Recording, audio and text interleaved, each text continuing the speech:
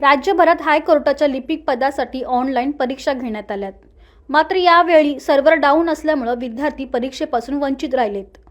परीक्षा केंद्राबाहेर विद्यार्थ्यांनी ठिय्या मांडलाय.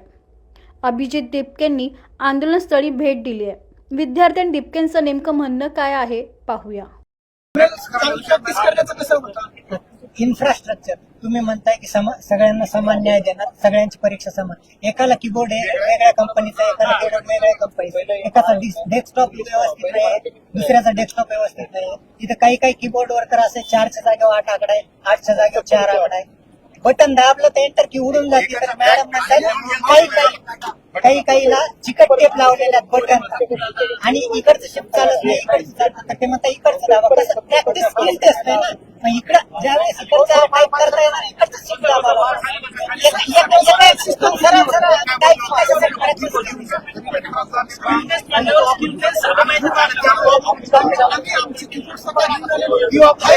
आम्हाला परमिशन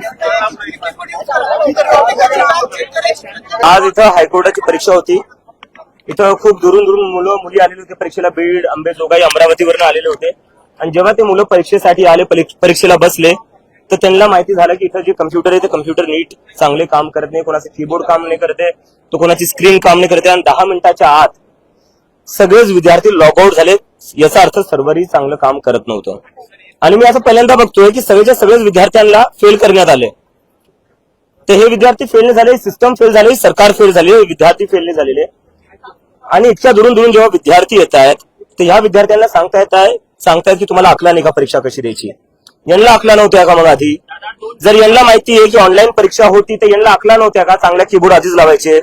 यांना अकला नव्हत्या का की सर्व्हर बरोबर आधीच चांगले सर्व्हर करायचे? स्वतःला अक्कल नाही या सरकारला, आणि विद्यार्थ्यांची अक्कल काढतात जितकं दुरून गरीब घराचे परीक्षा द्यायला येत आहेत.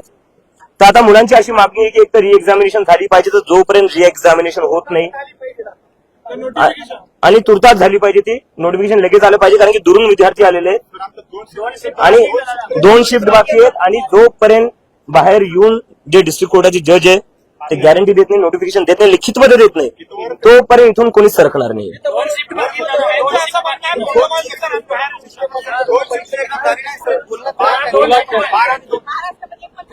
एक मिनिट, मला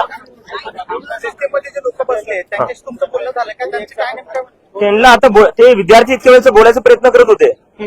तर विद्यार्थ्यांची अक्कल काढली सिस्टम मध्ये बसलेल्या लोकांनी.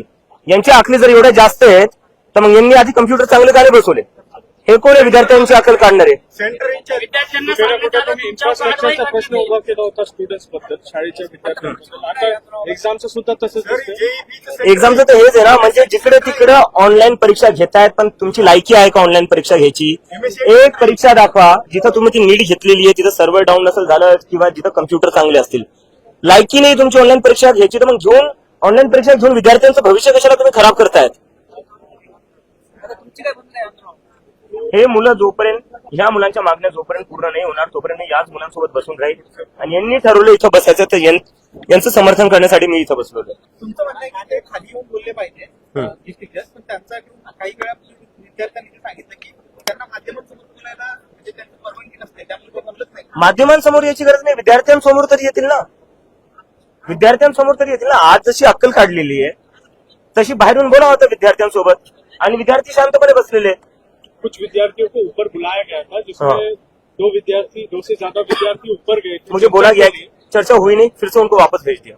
चर्चा नहीं थी उनके साथ. अभी मुझे बता नाही तर महाराष्ट्रभर मला आता तेच कळतंय मुलांकडून की प्रत्येक सेंटरवर असं झालेलं आहे. याचं मूळ कारण हे की कोणत्या सेंटरमध्ये ते इन्फ्रास्ट्रक्चर नाही. तर याच्याने पूर्ण आता फक्त संभाजीनगर पूर्ण राज्यभराच्या मुलांचं जे भविष्य आहे ते कुठं ना कुठं पणाला लागलेलं आहे. तर त्या मुलांनी त्यांच्या भविष्याला लढण्याचा त्यांना पूर्ण अधिकार आहे आणि त्यांनी लढलंच पाहिजे.